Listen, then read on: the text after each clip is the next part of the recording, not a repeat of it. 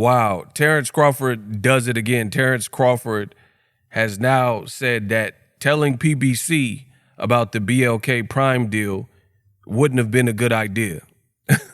Let's talk about it.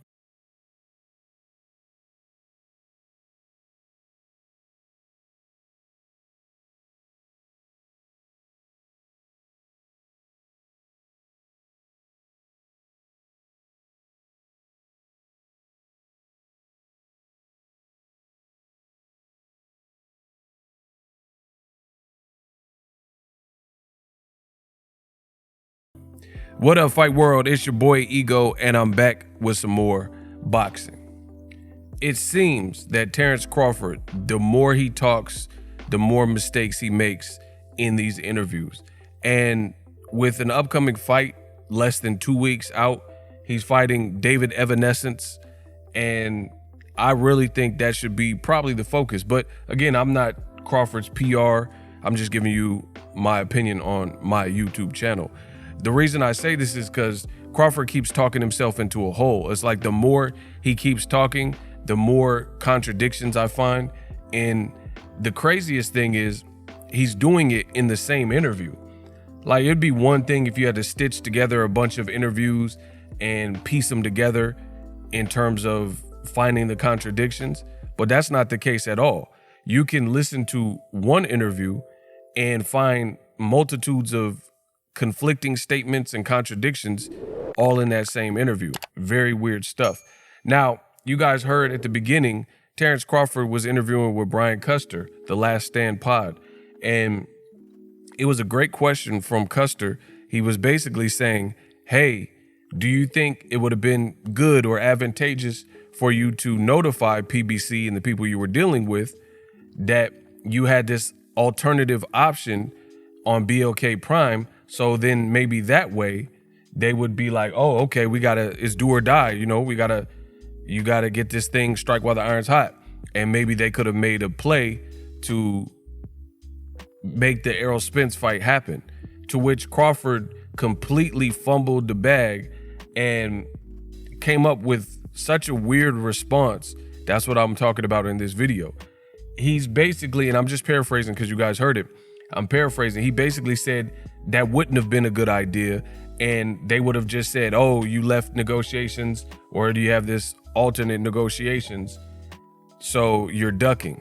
I mean, this whole concept makes very little sense. For example, the way I interpret it, Brian Custer is saying what many people feel. If you advise them that you have other options on the table, maybe that put some pep in their step to get the Errol Spence fight done, right? So you're not going to be able to convince me, a reasonable, rational thinking man, you're not going to convince me that laying out everything on the table when you're trying to perform good business is not good business. And to instead ghost PBC and instead pull out of deep negotiations and spring, a monkey wrench and come out with completely different plans on a different network with a different opponent, that was the best way of handling it. And this is what I've said from the beginning. And people, they said, oh, you don't know, and we don't know enough about the negotiations to say that.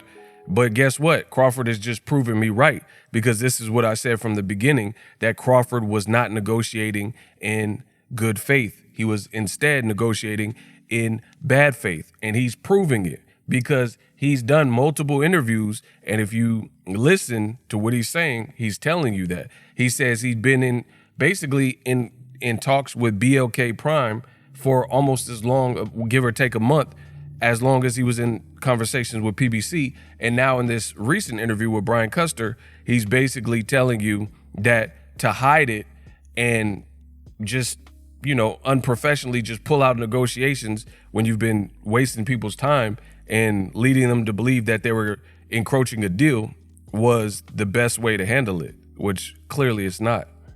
I liken it to a job interview. If you are looking for a job and you go out to a job interview with, let's say, Costco, and then days later they call you and say, hey, we loved you at the interview, we want to hire you at Costco. Even if you found another job in between time that you want more, like let's say there's another company that's more up your alley or they're paying more, and Costco left you a voicemail saying, hey, we want to hire you. They're trying to fill a position. They're trying to get a role assigned to a person, and they're trying to hire you. So it's not bad if you have a different option or you're going to go a different route, but good practice and good etiquette would be to let that company know if you actually want to consider them in the future, just in case this job doesn't work out. Call Costco back and say, hey, I appreciate you for picking me and selecting me. Unfortunately, at this time, I'm taking another offer. So, you can keep my information on file, or if it doesn't work out, I'll be in touch with you guys in the future. You're not going to tell me that the best bet is to just ghost the company that is calling you back for a job and just ignore them, and they're trying to get in contact with you. It just doesn't make sense. But basically, this is what Terence Crawford is suggesting. So it's very clear to me that Bud is pretty much living in his own world.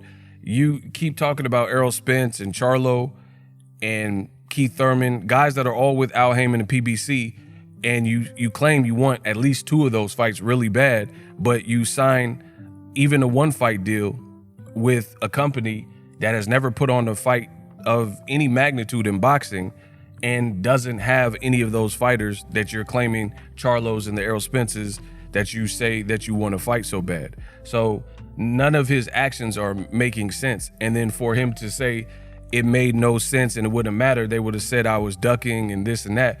Why would they say you're ducking? I mean, it's just what goes through Crawford's mind when he's saying these things. For example, if you would have told about the BLK Prime deal and you really want the Errol Spence fight, then who's to say once they had that information that you couldn't agree to terms? Like that would, if anything, wouldn't that be a position of leverage?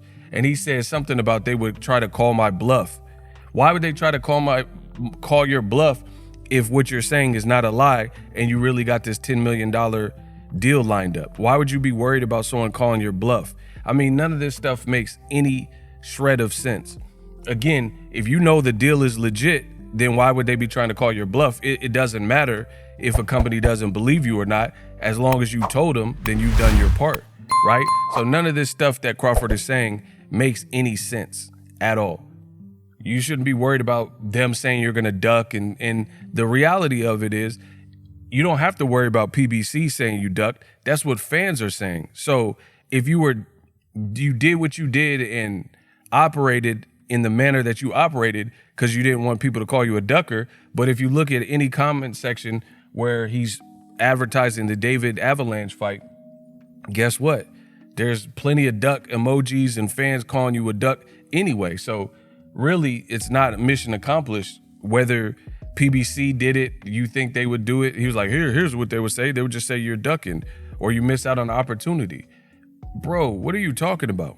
It's just about leverage. If you have another option on the table, let them know, and maybe you can come to terms, which is really what the original question from Brian Custer was. And it makes perfect sense. You're leveraging deals. But Crawford, for whatever reason, he's saying that wouldn't have made a difference or it would have been worse. Drop your thoughts in the comment section. Best in the business. And I'm out.